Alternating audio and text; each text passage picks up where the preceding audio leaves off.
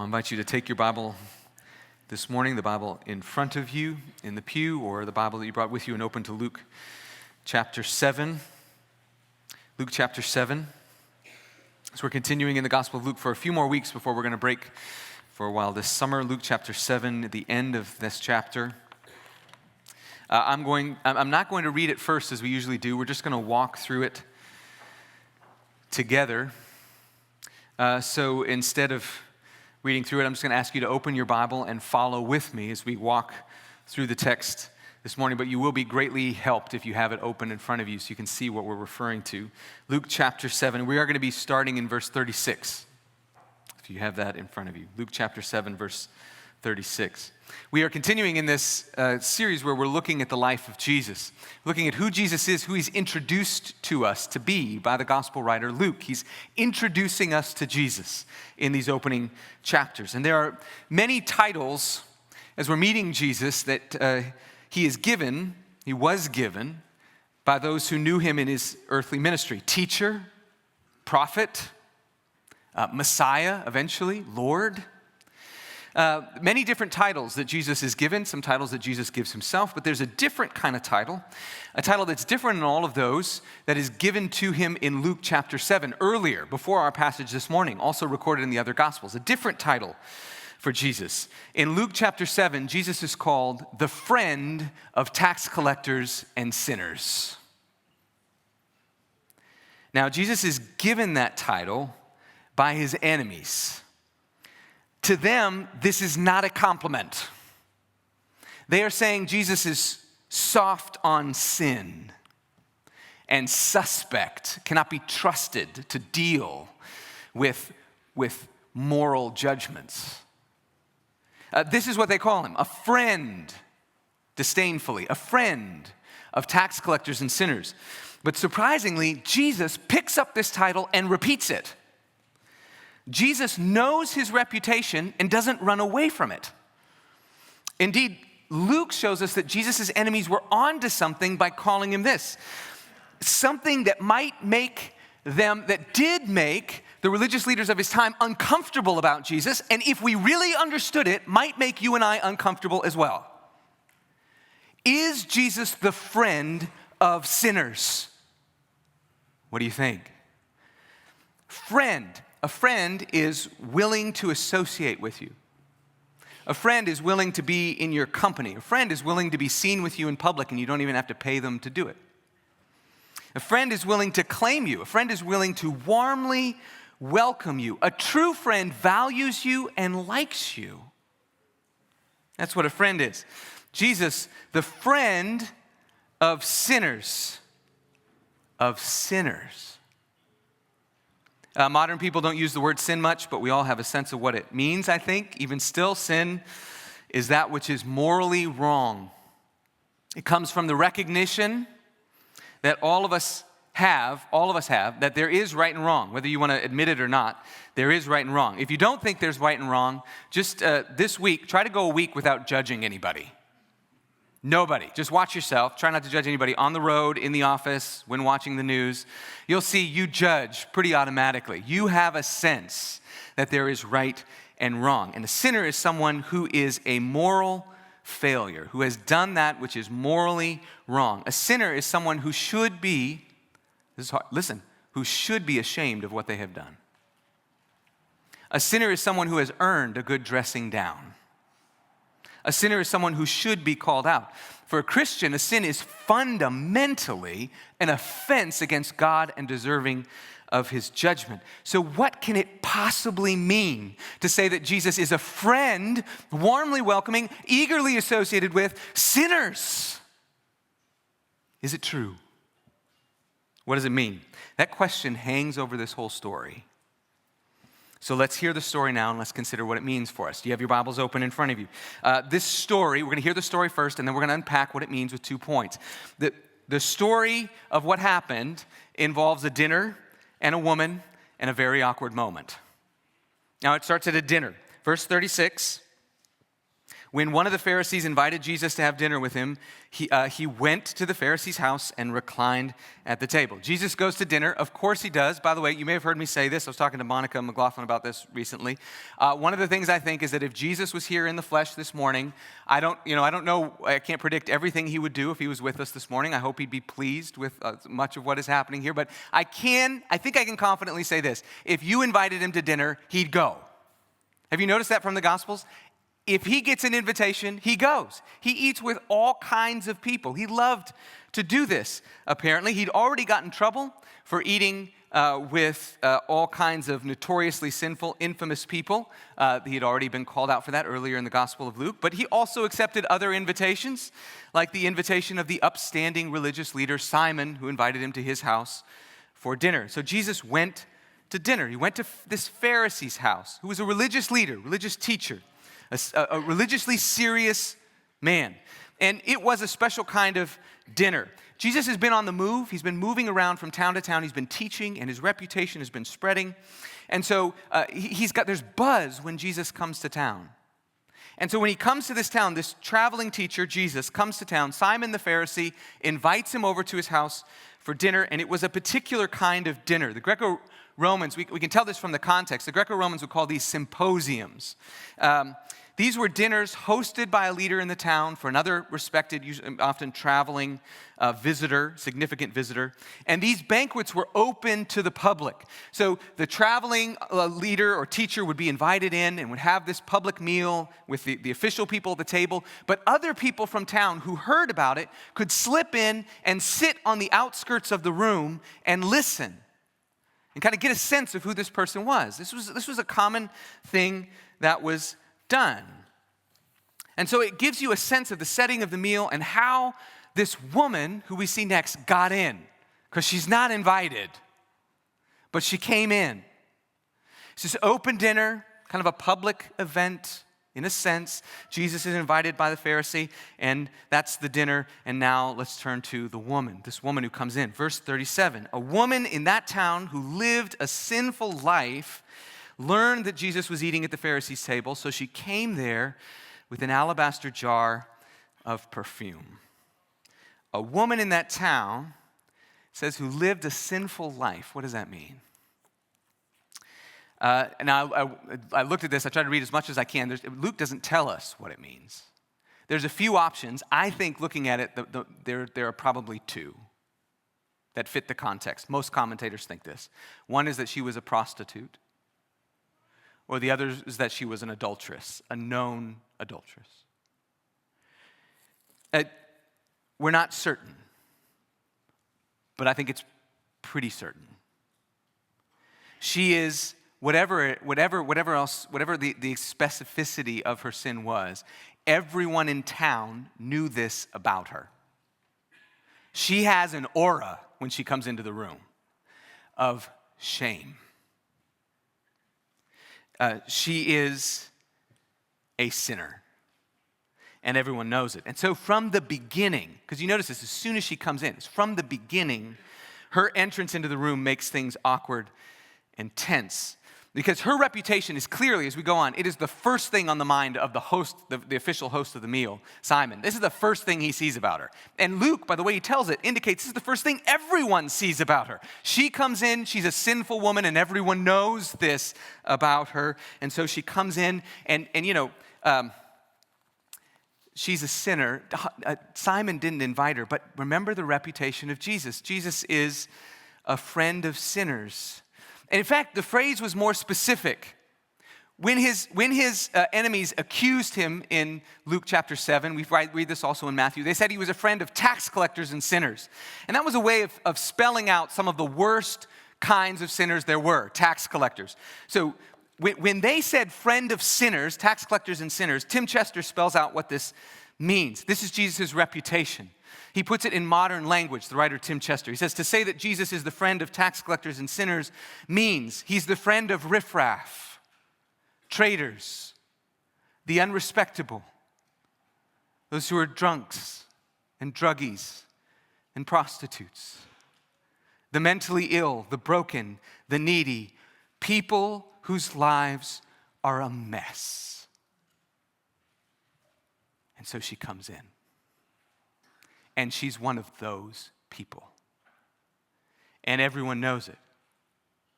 But what will Jesus make of it? Here we are at the dinner. Here comes this woman. And then there's the third part of the story, which is the awkward moment. Because her entrance makes things tense, but it only gets more tense from there. Now, at a dinner like this, people would recline at the table. Maybe you've seen pictures like this. There would be a small table in the middle, and the guests would all lean on their side on an elbow and eat like this. So their feet were pointing away from the table, and they were leaning, laying down, reclining at the table. You notice Luke says that earlier. He says that Jesus was reclining at the table. And so he's... where is it? Verse 36, he went to the Pharisee's house and he reclined at the table. So what that means is he's leaning on one arm and his feet are pointing away from the table and he's eating like this, and all the guests of the table are like that. And here comes this woman. She comes right in. She shouldn't be here. It's awkward, but she doesn't just slip into the back. She comes right up to Jesus, to his feet that are angled away from the table. And here's what I want you to understand about everything we read next. Everything the woman does next, because of her reputation and even beyond her reputation, everything she does is so ripe for misunderstanding. It is so potentially suggestive and scandalous, and even more than that, it is so personal and so emotional and so vulnerable and so public, it raises the emotional stakes in the room immensely. It makes everyone squirm, except Jesus. Except Jesus. So let's walk through it. Verse 38. As she stood behind him at his feet, weeping, she's come up to him at his feet, she began to wet his feet with her tears. I just want you to imagine yourself witnessing it. You see her come in, and you're like, oh my goodness, it's her. Let's be honest. That's what we're doing. And then we say, what is she doing here? This is going to be a mess. And now she comes up to the visiting leader. Oh my goodness, how embarrassing for him. And then you see she is falling apart. She cannot keep it together. This is significant crying. It says she wets his feet with her tears. One commentator says, this is more than light whimpering. The term for wet his feet is the term for like rain. Can you see her? So she's there, maybe her shoulders are shaking, tears are just streaming down her face, falling on the feet of Jesus. It's so awkward. And then you see she has an alabaster jar of perfume, and you think, that must have cost her some money. And then you think, you and we think, I wonder where she got the money for that, right? And then we think, I think I know where she got the money for that. But what does she do? She takes down her hair now. She takes down her hair, which in that culture, not just in Jewish culture, but in Roman culture, a mature woman would only let down her hair in the privacy of her bedroom with her husband. It was considered a very intimate act. You keep your head covered. But she takes down her hair in public, but it's not sexual. She is weeping on his feet so that they are wet. You may know that in this ancient culture, a time when people walked in sandals, it exposed your feet to dry climate, all kinds of dust and dirt. It was a great service. It was a common service that was needed to clean off one's feet. And we're going to find out in a moment that Jesus' host, Simon, never offered him any water to wash his feet. So Jesus' feet are dirty, but this woman begins to wet his feet with her tears, and then she takes her hair, and to serve Jesus, she begins to wipe them off. And this must have taken a minute. Like the whole dinner stops. But Jesus lets it go on. He doesn't brush her back. Everyone's embarrassed, feeling awkward, judging her. Now she pulls out the perfume and she pours it on his feet, and she anoints his feet with this costly perfume. And everyone, you can get the sense, everyone in room is feeling embarrassed and awkward. Everyone but Jesus. Jesus calmly lets it play all out. We know this from Simon's response. Simon looks at Jesus and says, if he knew what was going on and who was touching her, he would put an end to this. But and from that we know Jesus does not. He allows the woman to come and to pour out her heart. That woman, he allows her to come and pour out her heart right there. He doesn't flinch from her presence. He doesn't pull back from her. He doesn't distance himself from her. He does nothing to shame her. In fact, he honors her. And Jesus doesn't seem to be the least bit concerned what anyone else thinks about that. Now, do you see why Jesus is called the friend of sinners? And now this dinner has now gone completely off the rails, which, by the way, is my second prediction.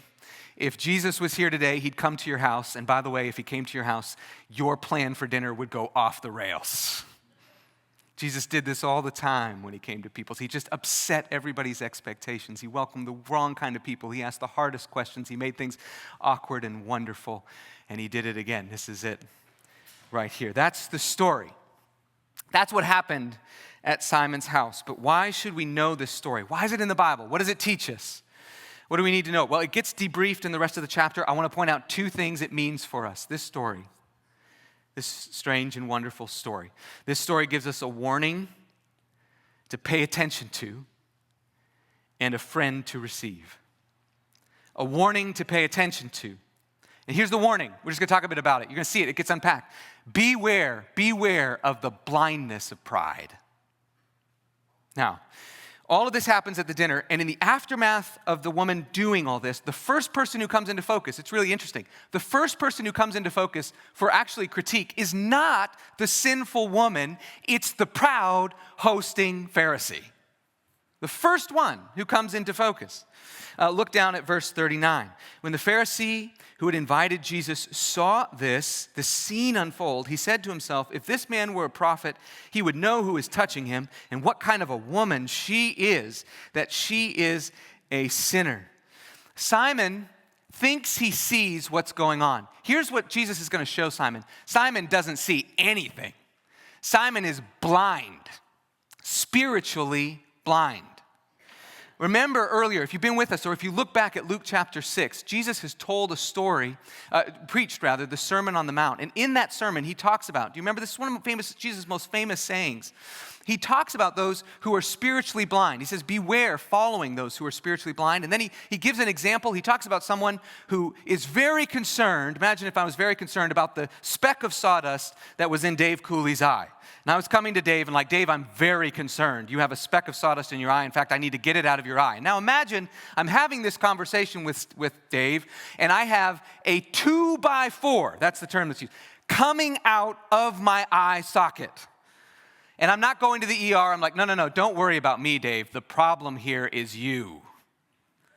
That speck of sawdust. And meanwhile, he has to duck every time I look at him because I've got a plank coming out of my eye. Now, Jesus says, beware the kind of spiritual pride in which you magnify the sins of others and are blind to the sins of your own. If you're like that, you are blind, and your blindness is great. It is a great blindness. Simon is that kind of blindness. He doesn't see what's going on. In fact, let me show you what he sees. Just draw this out for a second before showing Simon. You know, this is what Jesus says. But let me just make the point again. This is what Jesus says. Jesus says that true spiritual health, true spiritual insight, it does not consist of getting an ever firmer grip on the sins of other people. True spiritual insight does not begin with confessing the sins of other people. We like to do that. True spiritual insight, true spiritual health starts with getting a grip on the sins of my own and confessing the sins that I have committed. That's where health begins. That's where true spiritual insight begins. But that's not what Simon is doing. Simon judges the woman. He looks right away. He's like, look at her. She's a sinner. And he judges Jesus. Did you notice that? He says, this guy can't be a prophet. He can't be that smart. I mean, look at it. He doesn't know even who this woman is and that she's touching him. And here's the blindness of this proud man. religious man. Look at how blind he is. Now think about this. God is working in him. We believe Jesus Christ is God in the flesh. This man invited God over for dinner and then can't see the God he invited sitting at his diner table. He judges the Lord of the universe and says he can't be all he's cracked up to be. If he were, he'd be judging her the way I'm judging her. He is blind. Do you see it? He is blind. He can't see the work of God. He's an expert in the things of God. He can't see God when God is sitting across the table from him. He's blind. And he can't see more than that. You know, Jesus is gracious to him. Here's good news. Here's good news. Jesus is gracious to smug, religious, spiritually blind people like me and you. So he talks to Simon. He doesn't judge. So he says to Simon, Simon judges him. Look at verse 40. Jesus answered him, Simon, I have something to tell you. He says, tell me, teacher, he said. 2 people owed money to a certain moneylender. One owed him 500 denarii, the other 50. Neither of them had the money to pay them back. So he forgave the debts of both. Now, which of them will love him more? And Simon replied, I suppose the one who had the bigger debt forgiven. Jesus said, you've judged correctly. Jesus tells him a story about a debtor. 2 men who are debtors, really. One owes about 500 denarii. That's about a year and a half's wages. The other owes 50 denarii. That's about 2 months' wages. But both are debtors. Both are in debt. Neither can pay their debt. And Jesus tells a story where, astonishingly, though both of these debtors are completely in debt, they have no hope of paying off their debt, the moneylender just waives the debt for both of them. Do you know many moneylenders who do that? Any of you hoping you have some moneylenders who might one day do that? I don't know of many moneylenders who are just like, you know what, 6 months, year and a half's wages, done. But in Jesus' stories, have you noticed this? In Jesus' stories, this happens a lot. It's like Jesus is talking about a different world, like a different sort of kingdom, like one in which forgiveness is a possibility. And so he tells this story about this moneylender and these 2 guys who are in debt, and this moneylender waives their debt, and both of them have their debts forgiven, but one of them, they're different size debts. They both walk out free, debts paid, and Jesus says to Simon, which one will love the moneylender more? And Simon says, well, straightforward answer, the one who owed more will probably be more grateful and will love more. And Jesus says, that's right. That's right. You've judged correctly.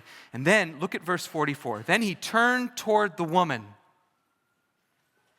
and he said to Simon, do you see this woman? Now, what's the answer to that? Well, sure, Simon sees the woman. He's already judged her 6 times since she walked in. No, Simon. Do you see this woman? Simon is blind. He can't see God when he's sitting at his dining room table. And he can't see a woman who Jesus is going to say is now a child of God, forgiven of all of her sins, one in whom the mercy of God is working. Simon can't see a woman who is a child of God when she comes as a guest to his house. And all of this is because Simon is blind not only to God, he's blind not only to his neighbor who came in, this woman, but Simon is ultimately blind to himself. He has no idea how much of a sinner he is. He thinks he only owes 50 denarii. He owes a lot more than that, because Jesus now turns to Simon. Look at verse 42. Do you see this woman? I came into your house, but you did not give me any water for my feet, but she wet my feet with her tears and wiped them with her hair. You did not give me a kiss, but this woman from the time I entered has not stopped kissing my feet. You did not put oil on my head, but she has poured perfume on my feet. Therefore I tell you, her many sins have been forgiven, as her great love has shown. But whoever has forgiven little loves little. Simon, in his pride, is not only blind to God who's sitting at his table, he's not only blind to the work of God in the life of this woman, he's blind to himself. He can't see the extent of his own sin, which is in fact large. He has been stingy and self-involved. He has not been a good host. The 2 greatest commandments are to love God and love other people, and he's judged God and judged his neighbor. He is in deep debt, and it's even more dangerous because he can't see it. This is the warning. This is the warning. Beware of spiritual pride. It's especially a warning to people like us who would show up at church on a beautiful Sunday. And where else would you rather be? I'm so glad to be with you. But we might be the kind of people who might become spiritually proud. And pride is a great danger and a terrible sin. So how do we fight against it? Let me just speak practically and then one last short point. How do you fight against it? This is what's happening in the story. You see how merciless Jesus is with spiritual pride. How do you fight against it? Three practical points. One, don't compare yourself to other people. Compare yourself to God. Don't compare yourself to other people. Compare yourself to God. Pride is competitive. Pride is all about the comparison game. Pride is about saying, I'm better than this person, I'm better than that person. But the thing about the comparison game is it all depends on who you compare yourself to. I like to play basketball. Imagine you were hanging around with me and you started to pick up that I like to play basketball. In fact, you started to pick out that I thought I was pretty good at basketball. You know, I was dropping little things like I dominate. I block so many shots. Seriously. Yeah, I was playing the other day and I scored 50 points. And, you know, so one time you asked me like, so you're pretty good at basketball. Where do you play? And I say, Lincoln Elementary School. Every recess, I am on the court and those kids got nothing on me, right? And what would you think of me at this point, right? I dominate, but I dominate those fourth graders. You know, you can always find someone who, and this is important too, from a distance, you don't know the realities of their lives, you don't know what God is doing in their life, but you can always find someone who at least it looks like, and maybe others would agree with you about, that you are better than. That's not the comparison. The comparison is what Jesus Christ has revealed about who God is and who you and I are supposed to be. In light of that, none of us have anything to be bragging about.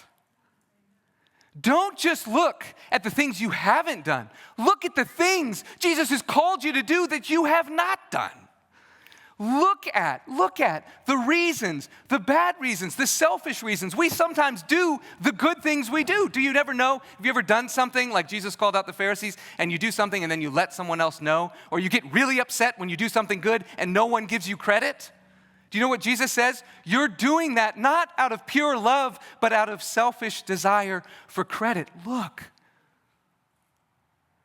Don't compare yourself to everyone else pointing down.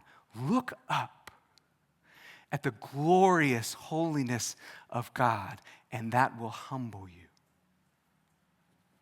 That will show you and I that we're really not important. That will help us to take God very seriously, but take ourselves a lot less seriously.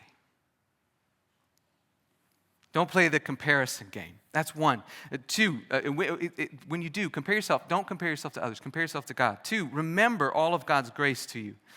Not only, regularly remember. That's why we sing songs about God's grace over and over again. That's why we talk about it over and over again. That's why we take communion every month. We remember what Jesus has done for us in our sin. Not only has God put up with our stingy self-involvedness and our pride, which is real sin, but God has also been the source of all of our goodness. Every good thing we've done. C.S. Lewis told a story about a little girl, this is in London, who asked her dad for 6 pence. 6 pence, I don't know what that is. It's money. He asked her dad for some money to go and buy him a present. And the dad gave the girl the money, and the girl went and bought a present. She came back and gave the present to her father. And Lewis says, the father is pleased. He's absolutely pleased with the gift. But nobody thinks that the father made 6 pence on this deal. The father gave the money. The father got the gift. Look, even the good things, the best things we do are because God has first been gracious to us, has changed our heart, has given us life, has given us love. It flows out of us. There's nothing to be proud of there in ourselves. Things to rejoice in, but not be proud of. Remember all God's grace to you. And here's a third one. Be willing to associate with all kinds of people. It's a great way to put pride to death. Romans 12:16 says, live in harmony with one another. Do not be proud, but be willing to associate with people of low position. Do not be conceited. I'm not going to tell you who the people of low position are. But I'll tell you this. Watch your heart. If you feel yourself pulling away from someone because of who they are, or your desire not to be seen with them, or your interest in someone else who you judge as more important, if you see that in your heart, be aware of it and put it to death. Don't just stay there with the person and say, you're a person of low position, I'm staying because Jesus told me to. People can pick up on what is non-genuine love. Here's, I think, a healthier thing. If you feel that in your heart, pay attention to that, take that to Jesus and say, what is that, Jesus? Why do I think, as I'm sitting with this other person, that I am up here and they are down there? Lord, humble me. Work on your heart. Because, spiritual pride is deadly and it's ugly. But you know what the flip side is? Jesus-like humility and warmth is so good and so beautiful and what you and I were made for. This story gives us a warning to pay attention to, and lastly and briefly, it gives us a friend. The story gives us a friend to receive. Jesus asked the Pharisee, do you see this woman? He doesn't see this woman. He just sees her sin, but Jesus sees the woman. He knows who she is. He knows that she's sinned. Look at verse 47. Therefore, I tell you, her many sins have been forgiven. Jesus is not a moral relativist. Jesus does not say her sins don't really matter. She has sinned. She's sinned a lot. Jesus knows it. He sees her sin, but he sees more than that. Jesus sees a woman in whom God is working by his grace. Jesus sees a woman who is now forgiven, all of her sins washed away. Jesus sees a woman who is now an example of God's great love. And so he says to her, look at what he says to her. Then Jesus said to her, your sins are forgiven. And the other guests began to say to themselves, who is this who even forgives sins? And Jesus said to the woman, your faith has saved you. Now go in peace. This woman has actually believed two things that she has believed from the context. She's believed that she is a sinner. There is wrong. She has done it. She's responsible for it. And she believes this, that Jesus is able and willing to forgive every sin.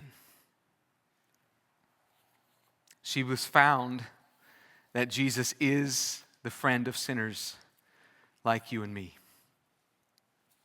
Indeed, when you know that you are a sinner, and when you come to Jesus, believing that he is willing to warmly welcome you and completely forgive you, when you believe that this is indeed why Jesus came, why he died in order to warmly welcome us and completely forgive us,